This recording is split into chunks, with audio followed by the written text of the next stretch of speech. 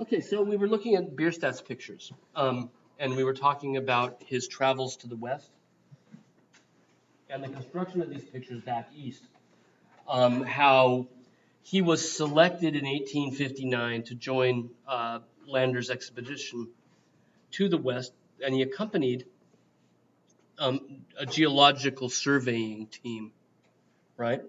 And I think that's kind of fascinating in that I can't imagine today if we were having if our government was sponsoring an expedition somewhere, that they would have an artist alongside a photographer and a geologist and a geographer, and see the importance of art as part of that. But in the 19th century, they did.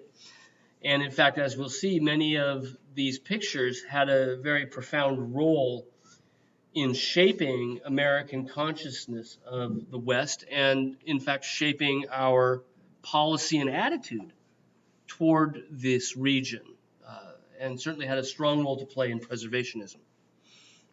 The idea of keeping parts of America in its pristine and natural glory. And Bierstadt, as well as Thomas Moran, who we'll look at next, had a really strong role in this. As we talked about a week and a half ago, Bierstadt began this, or a week ago, Bierstadt began these sort of monster pictures of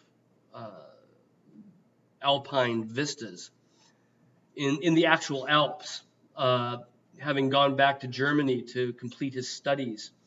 I should say start his studies because, like we said, he was primarily self-taught.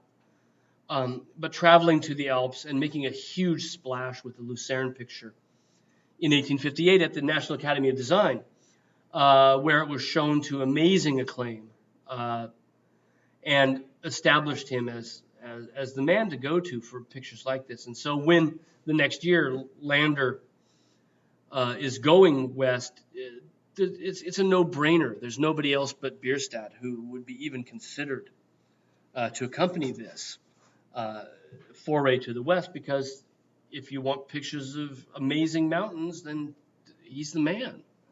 And the Lucerne picture established that reputation. In doing some research between classes, I was able to find a nifty map. Somebody had an article on Bierstadt on his first two trips. So the 1859 trip I've highlighted with that red line, right? That's where he went in 1859, where he painted Lander's Peak. And you can see it took him into what is now Wyoming. But in 1859, it wasn't yet Wyoming, right? It was part of the territory we've been acquiring in the middle of the 19th century, but these states have not yet received statehood, right?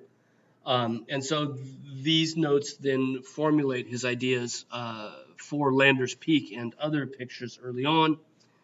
And then in 1863, he makes a second expedition west. And this is now the blue line on our map that takes him through Colorado, again back up into another part of Wyoming, through Utah, eventually ending up in San Francisco, which is where he establishes his studio while he stays there for a number of years, and uses then San Francisco, the base in San Francisco, for a number of trips, not only into the Sierra Nevadas, which is where we see the picture in the Smithsonian American Museum on the right, but also even up into Oregon, to my hometown and beyond, right? The Columbia Gorge, Mount Hood, right, are other elements that he goes to see from his base in San Francisco. Right? These drawings, sketches, experiences that he has in 1863 form the basis for most of what he does through the rest of the 1860s. So in addition to the monster picture in the American Museum, there's a somewhat smaller image, but every bit as majestic and grand, in the White House. In fact, I found this only because I don't know why, I saw this picture of Obama, and this was over his shoulder. Hey, there's a Bierstadt in the White House. Right?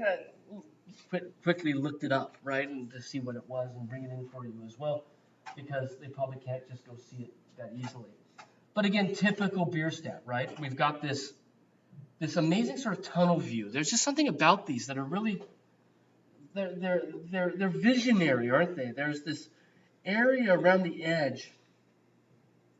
Photographers call this vignetting, right? When you take your camera and you focus on something, you get these sort of darker areas around the edge where the camera lens is not letting in as much light to the corners as it lets into the middle, right? And Bierstadt's pictures kind of have that sense, don't they? It's sort of slightly darker at the four corners and around the edge. And then as we get to the center, it gets not only brighter, but it also gets more sort of resolute, right? More sharply focused. And it gives it this sort of magical sense. And when you see these things side by side like this, you become aware of how much of a convention he's using, right? As he's composing these. Because remember that all of the elements that we see here can actually be traced back to things that he saw. But he's cobbling them together from multiple sketches and multiple views. And he's making, if you've ever been to the Sierra Nevadas or the Rockies, my God, you don't need to make it more spectacular, but he does, right? By really stuffing it with every dramatic element he can possibly think of, right? Or has seen in other places to make it that much more spectacular. And again, I think his intention is to make the display, the revelation of the picture to be that much more show-worthy, right? He's a good showman. But in addition to that, the unintended impact it had was to inspire people to come west. And in fact, on subsequent trips to the west, Bierstadt had to try harder and harder to find places that weren't overrun with tourists. Right? The exact same thing that happened on Mount Desert with various artists that had gone there.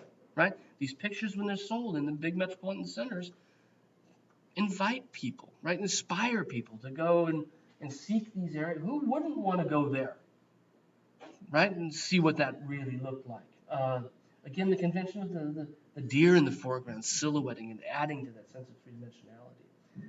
But again, this is a mystic magic place. You can imagine this being a set in one of the Lord of the Rings movies or something, you know?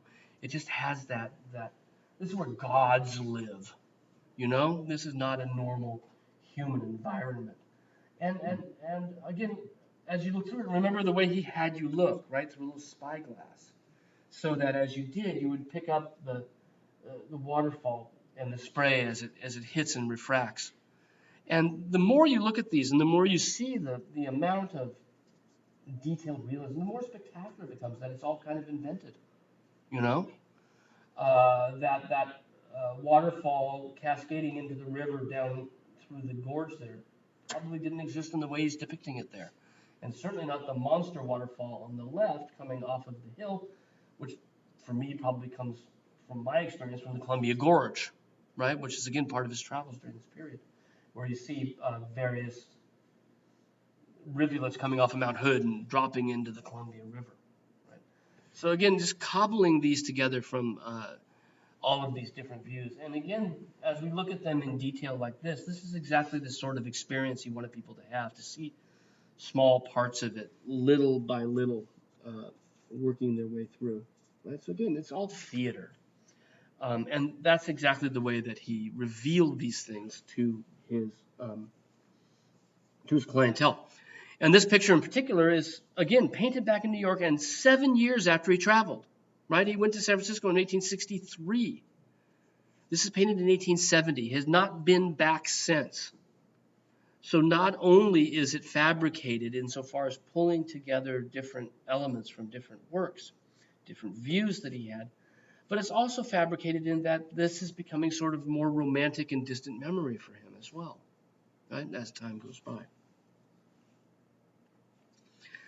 Well, he returned to California then in 1871. This would be his third trip west, right? The first two trips, 59, 63, and then 71, he goes back to California again. This time he takes the train, right? Gets all the way, again, to San Francisco. The Transcontinental Railroad wasn't there the first two trips, right? The Transcontinental Railroad connecting St. Louis to San Francisco was only completed in 1869, right? So when he went in 1863 to California, he went overland, horse-drawn carriage, right? And when he went back in 1871 for his third trip, he was able to simply take the train, which is pretty phenomenal. And in this case, he stays.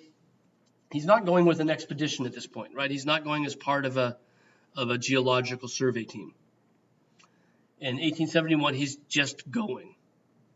And he sets up shop in San Francisco, stays there for 2 years, and uses it as a base to continue to travel into various territories around, especially Yosemite Valley, right? But certainly back to the Sierras as well.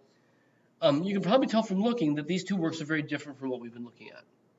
These are relatively small sketches, 20 inches across, right? 14 by 20, give or take, half an inch, and are the sorts of things that he would make while there.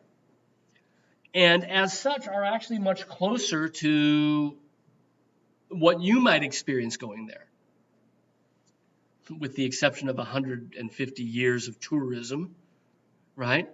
And lodges and tour buses. And, these days, I think with Yosemite Valley now, you've got to book it ahead. It's so crowded because it's not that far from LA, San Francisco, that you need to actually book a slot just to even visit, which is much different than it was even when I was a kid, right? When I was 20, I went here and we pulled in the middle of the night and we just parked in a parking lot. We ended up at the base of that rock, right? Looked out, I got up, I was sleeping on the bench seat of the pickup truck because there weren't that many places in the camper. And I woke up and I looked out and there's this rock and I kept leaning out trying to see the top of it and I couldn't. I had to get out of the car to see the top of it. It's really phenomenal, Yosemite Valley. If you've never been, it's worth it. It's worth the trouble. Even though, like I said, it's nothing like Bierstadt's experience. But that connection, that juxtaposition of those two different experiences is exactly the effect that Bierstadt had, right? That his paintings presented the West, revealed it to the East. People had heard stories, but seeing pictures is something significantly more drastic than that, right? Now, these are very much meticulous, as you can tell. That same interest in almost a geologist's interest in detail, a botanist's interest in detail. But at the same time, they're sketchier in certain parts and more interested in atmosphere. That seems a much more realistic kind of atmosphere, a particular moment, for example, rather than these strange, quasi-spiritual, ethereal landscapes of the larger pictures.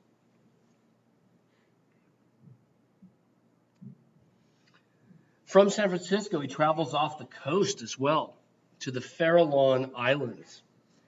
And this is another of his larger pictures. This is about 6 feet across the base or so.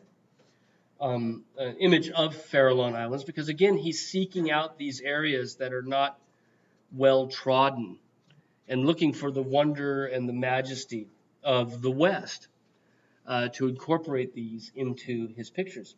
I had to do a little research on this to figure out what were the Farallon Islands. They're sort of, if you're in San Francisco and you go under the Golden Gate Bridge, right? It wasn't there yet. You go out through the Golden Gate, which is that inlet to the San Francisco Bay, right? About 10 or 15 miles off the coast is a series of rocky outcrops that are called the Farallon Islands, 30 miles out the coast, right? And they were the site of a number of shipwrecks. They're incredibly treacherous. They're still there, right? This is what the Farallon Islands look like, right? But again, it's not something you can see from the shoreline because they're well out to sea. And they guard, on a certain level, the entrance to San Francisco Bay. And the Native Americans, had a word for it, they were called the Islands of the Dead. Right, that's all part of the Farallon Islands. It's incredibly majestic, right? Sailors called them the Devil's Teeth, right? So it was an unforgiving and treacherous place. And we've talked before about how many of our American landscape painters, early in the century, now 50 years later, are focusing on these places where nature stronger than anything we can possibly do, right? That we're dwarfed by the power of nature, that we're in trouble, that nature will kill us. We're not that we're in harmony with it, it's that it's stronger than we could ever be, right? And that's certainly what Bierstadt is capturing here in what he calls Seal Rocks and now called Farallon Islands.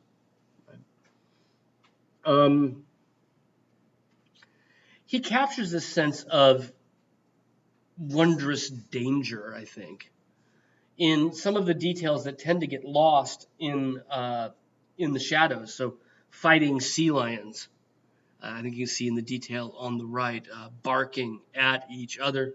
But at the same time, some of them seem to be sort of living in peaceful coexistence with the power of nature in a way that we as people cannot. That typical Bierstadt meticulousness with nature, right? The seals happily playing with the fish, right? And the seagulls looking for the remains that might fall out of their mouth. But again, for a guy that's self-taught, I just am blown away with the level of sophisticated realism. And then some of it becomes a little treacly and trite. I keep thinking of Thomas Kinkade, the painter of light, when I look at that wave and how he's captured the light coming through the wave. Which again, think about how he's painting this. He's going to this forbidding island 30 miles off the coast and making a few sketches. And where does he have the opportunity to even set up an easel to make an oil sketch? Is he just taking notes and visually recording in his mind what it must have looked like in order to create these things back in the studio? I love the detail of the seal subterranean, or what do you want to say? It's under the water, submarinian, underwater surfing, right, through the waves. And you can just see its shadow there as it's moving its way through. So again, I keep in mind process, right? This is painted still while he's in San Francisco. But it's painted based on notes and sketches he would have made on site, and is able to, from those, create this incredibly realistic image. Again, we have to remember that these are total fabrications, right? That the actual proportions, the height of the wave, are things he's just sort of making up, right? And he paints it and repaints it, and after he goes back east again, he continues to use his sketches to make multiple versions of pretty much the same composition, with certain things being moved around. The fighting seals now in the foreground, right? There are more of the mountains of the islands up in the background behind the seals on the arch, but the wave's still there, right? Pulling in these different elements, again, in a totally fabricated fashion. Back to New York in 1873, sets up a studio there. This will be the base for most of the rest of his life for making and exhibiting these larger studio pictures. So again, with Mount Corcoran on the right, we are at 8 feet across the base, right? Monster picture. Made and exhibited in New York. Original title was simply A Mountain Lake. He didn't give it an actual specific site. And certainly with many of his pictures, they just have titles that suggest the general region where it was painted rather than a specific site. But this one now is called Mount Corcoran. And in fact, the name change from A Mountain Lake to Mount Corcoran was something that Bierstadt himself suggested. Right? He's the one who actually changed the title. So the reason for this is kind of interesting, right? It's a view of the Sierra Nevadas, and here I was able to find these places, right? This is the West Coast boy in me, wants to see these places again, right? So Mount Corcoran is, I think, this one here, right? And you can see the degree to which this is part of, I can't remember what it leads up to, right? But it's like it's the seventh highest range in the lower 48, right? The seventh highest mountain range. 14, 15,000 feet. Right? So the baseline down here, we're at about 6,000 or 7,000 feet at this level. And we're looking across a lake similar to this one. But as you can see, even if we see Mount Corcoran here, he's changed everything around it. No waterfall, lowered the rest of that Sawtooth Range, right, in order to make it that much more spectacular. And then couched some of it in clouds as well. Now, why did he change the title from Mountain Lake to Mount Corcoran? This comes from a sort of a marketing venture. He found out that in 1876, right as he's working on this picture, the Corcoran Gallery, which was founded in 1869, downtown D.C., right? William A. Clark founded the Corcoran Collection.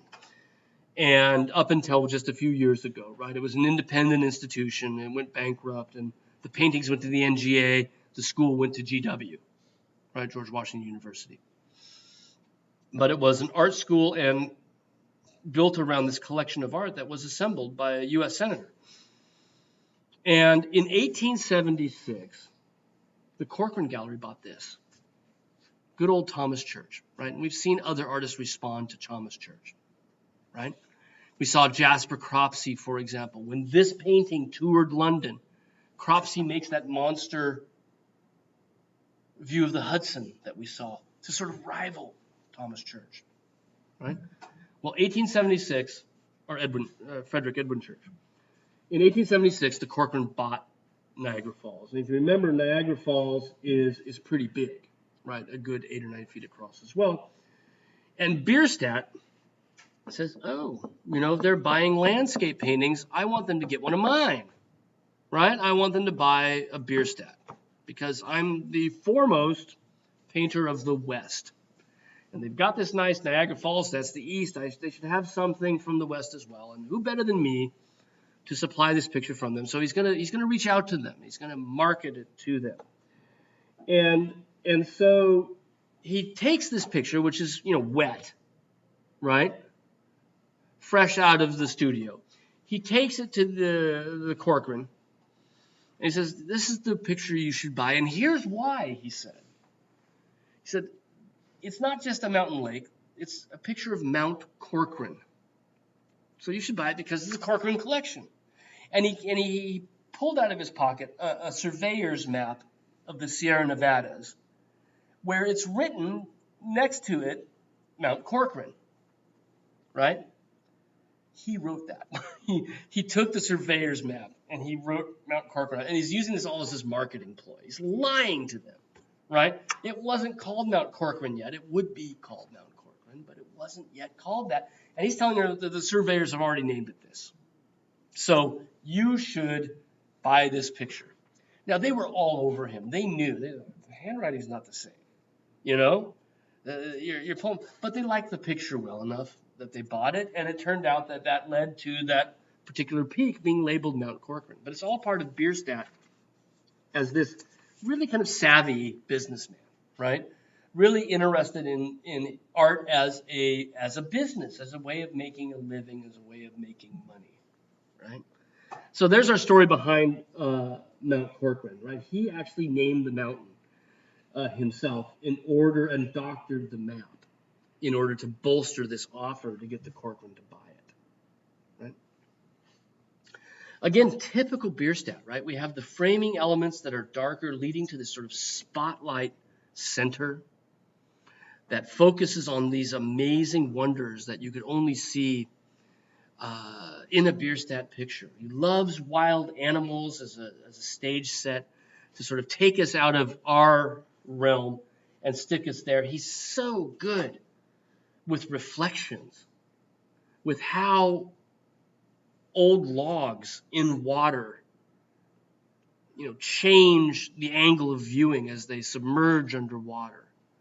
He's so good with that. And they're just wonderful to sort of stick your nose in and keep moving around. There's no sort of one thing with a Bierstadt picture that you're supposed to look at, right? It may be called Mount Corcoran, but there isn't really a focal point, right?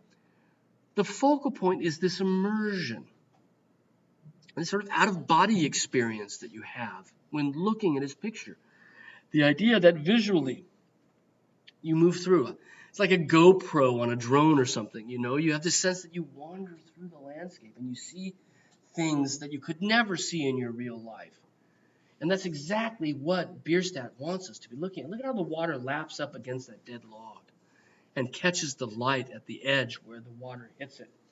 But also then how the water itself is not only glassy in that we can see through to the bottom up to about 10 or 12 feet, right?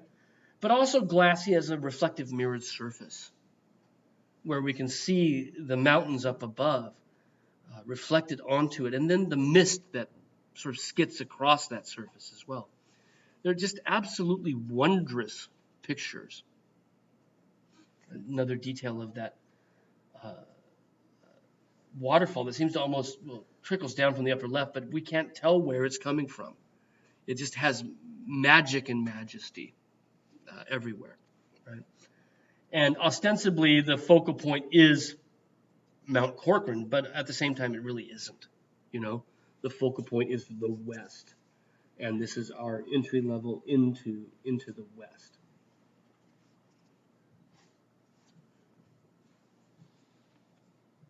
Continues to travel west. He's moved back to New York in 1873, but he uses that as a base for continuing to go back to the west, right? And he's really never finished with the different trips west.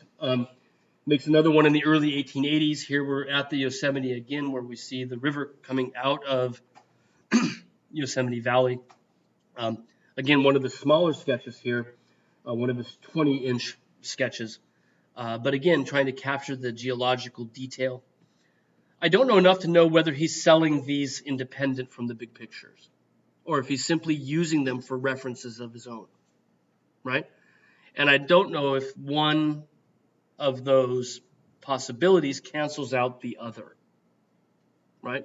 It could well be that he had a stock of these for sale. Knowing what I know about Bierstadt as a marketer, right, as a professional artist, selling his works, I can't imagine that he would leave a part of the buying populace out in the cold. I mean, who has room, who has money for an 8 by 6 foot picture, right? These panels are 8 by 4, right? Who has room for that in their house? I don't, right? And I can't imagine that anybody did, or everybody did, but I can't also imagine that Bierstadt would leave some people unable to walk home with something if they had a little bit less money to spend than we might spend on an 8 or 9 foot picture. He continues to seek out increasingly remote areas, and in 1889 he goes to Alaska, which won't be a state for another 70 years, right? This is about as remote as you could possibly get, right? He takes a train from San Francisco up to British Columbia, right? And from there, he goes overland to Alaska. Now, getting to Alaska now is a pain, right? Getting to Alaska these days, unless you take an airplane to Anchorage, right? But by overland these days, it still is incredibly difficult, right? The road between BC, Vancouver, and Anchorage is still not paved. It's a dirt road, right? Gravel road through a vast section of it. I've never done it, but I've talked to people who have, right? And so this is really getting out there, right? He's really pushing himself about as far as he could go insofar as visiting incredible territories, right? So this is his very last trip west, 1889, and it's kind of a monumental year for Bierstadt because in 1889 he also makes really his last large picture, right? The Last of the Buffalo, which is appropriately titled because it's kind of like the Last of the Bierstadt, in that it's his last large picture. Again, this one's 10 feet across the base, right? So even larger still, 119 inches. So just 1 inch shy of 10 feet across the base. And what's interesting about this picture is the fact that it's very, very quite different from most of the Bierstadts we've seen. It almost falls out of the group in a way, because at least of the ones that we've looked at, it's so much more focused on human activity.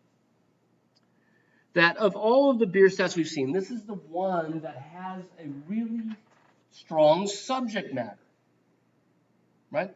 That doesn't try to, in the same way, doesn't try to immerse us in environmental experience,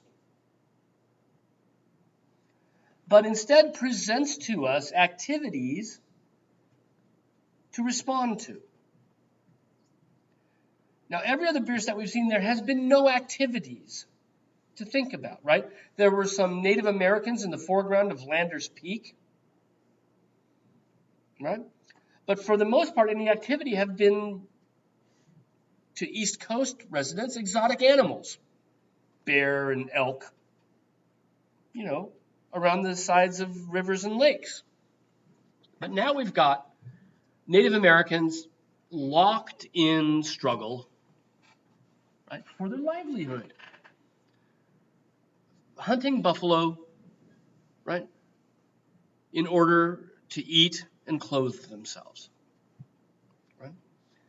And he gives us in the front foreground a very, very large figure. And look at the size of the figures relative to the overall composition. The amount of what I call real estate that they take up. Right? This is unlike anything else we've seen in Bierstadt. Now, I don't know, I've not done an encyclopedic Bierstadt overview to know if this is absolutely extraordinary or if it's just the luck of the draw. Right? But in a certain level, this is almost closer in spirit to a Catlin picture, where remember George Catlin was trying to document the customs of the vanishing tribes, right? And Bierstadt, in this particular picture, is capturing or presenting to us a custom, right? An action, something relative to the group of people living there, rather than just an environment. At the same time, he is able to present that environment in that the minutely and tightly depicted landscape does go back about as far as you can see, disappearing into atmospheric perspective, right? Disappearing into the haze in the background. But this is our focus, right? The struggle of survival. Now, it's still very, very romantic. It's still very much about the power of nature, which is a theme he's been doing all along. But it's different than that, right? It's the power not of these mountains that yell at us, right? That sing to us. The light of God dappling through it. It's about the power of physical beings. The enraged buffalo fighting for its life, the horse fighting for its life, right? Arguably the Indian fighting for his, the Native American fighting for his, in that he needs to do this to survive, right? Now, at the time that the only hunters of buffalo were the native tribes, they were nowhere near the last of the buffalo. Like, why does he choose this title? On a certain level, what the picture's theme is, I think, is nostalgia. In 1889, when buffalo populations, I have numbers, right? The buffalo population had decreased from, I don't have numbers, tens, hundreds of thousands to somewhere in the hundreds by 1889. There's a massive decrease in the number of buffalo still around by the time he paints this. And what Bierstadt depicts is an earlier idyllic time, or not idyllic, it's not the right word, idealized time, when the hunters of the buffalo were not trying to wipe them all off of the planet, right? When white hunters had come in and have pretty much depopulated the West of its buffalo population. And today, right, it continues. I mean, we've tried to repopulate buffalo, But you can still drive cross country and not see a single buffalo, right? I've driven cross country, I don't know, dozens of times. And back in the 80s and 90s, you'd see a lot more.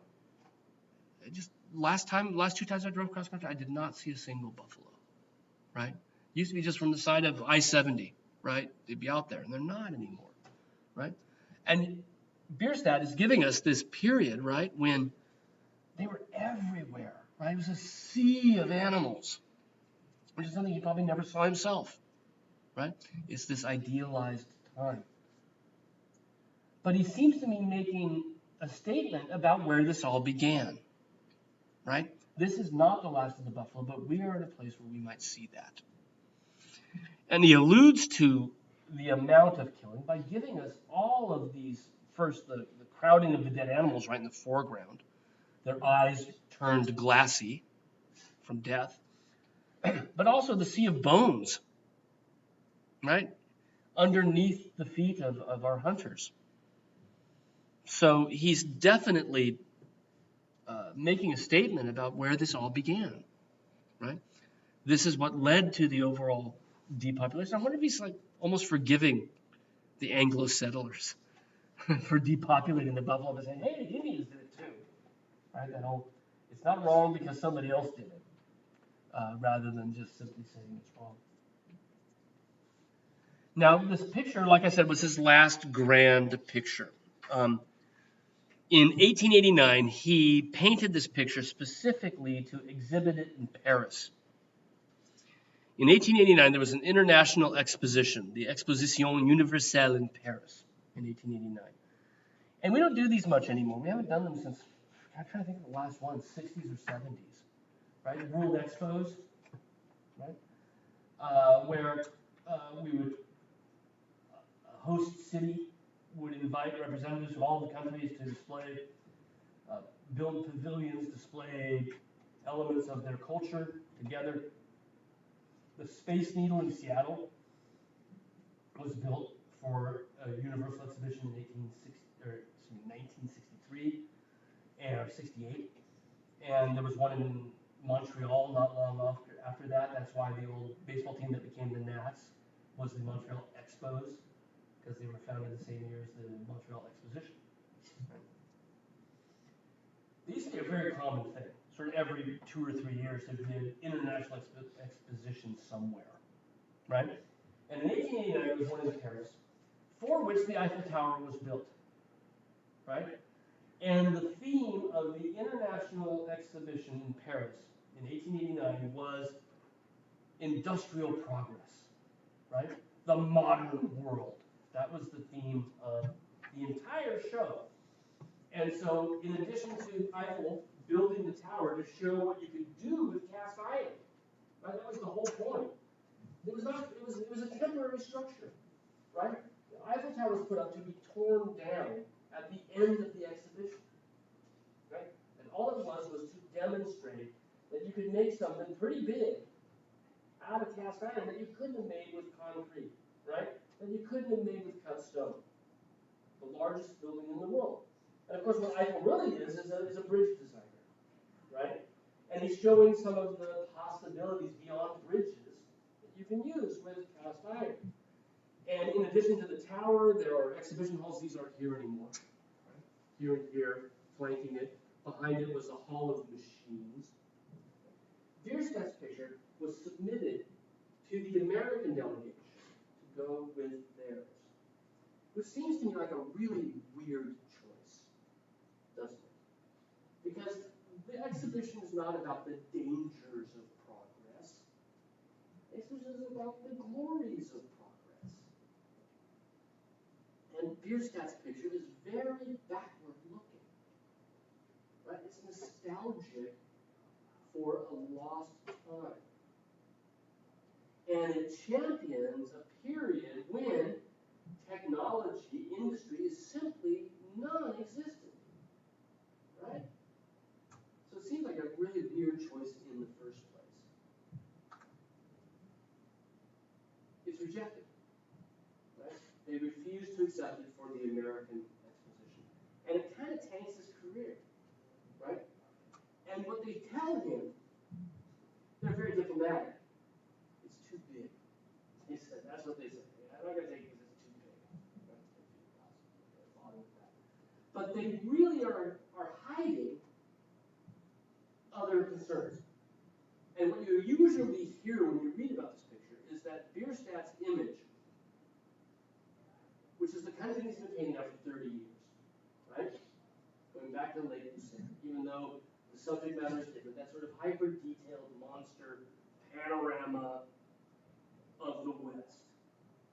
He's been painting for 30 years. By 1889, that had kind of become old school.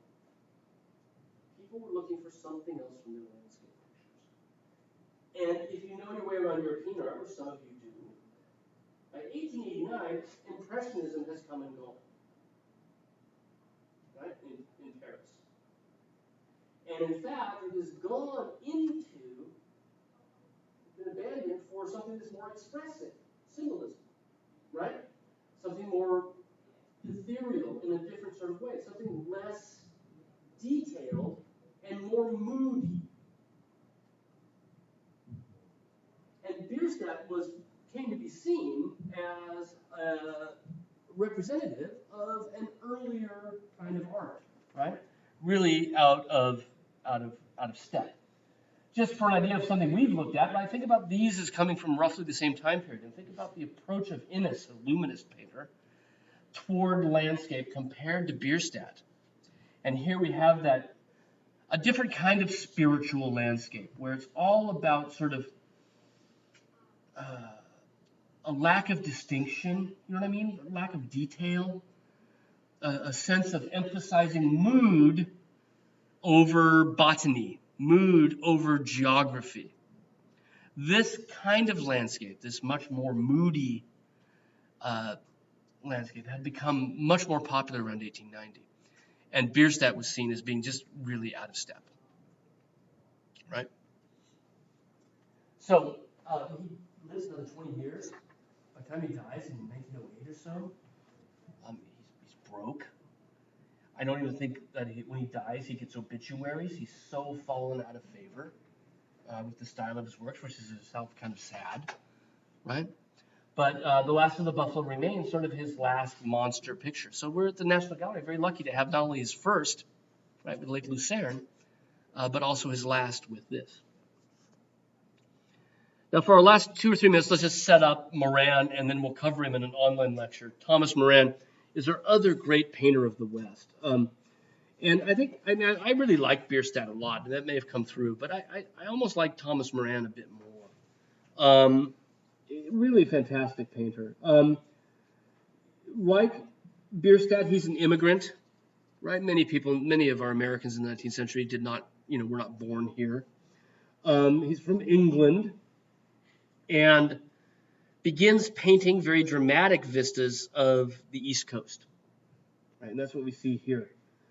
This is in central Pennsylvania. Is that where you're from? Central PA? Eastern. This is where the Juniata River, I've only read, I've not been here, is a tributary of the Susquehanna.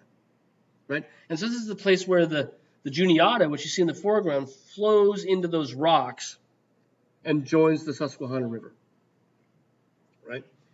And it's near Harrisburg. It's apparently fairly dramatic, right? I don't know if it's as dramatic as he makes it all out to be, right? Now, certainly, as we look at the image, we see the artist in the foreground, lower left corner. I have a detail coming up. On the edge of this bluff, looking out over this vista, sort of commanding view down, and we focus on the gently winding river back into the mountains. And you might almost be forgiven to think, is that a Thomas Cole? You know, it sort of has that Hudson River School feeling, right?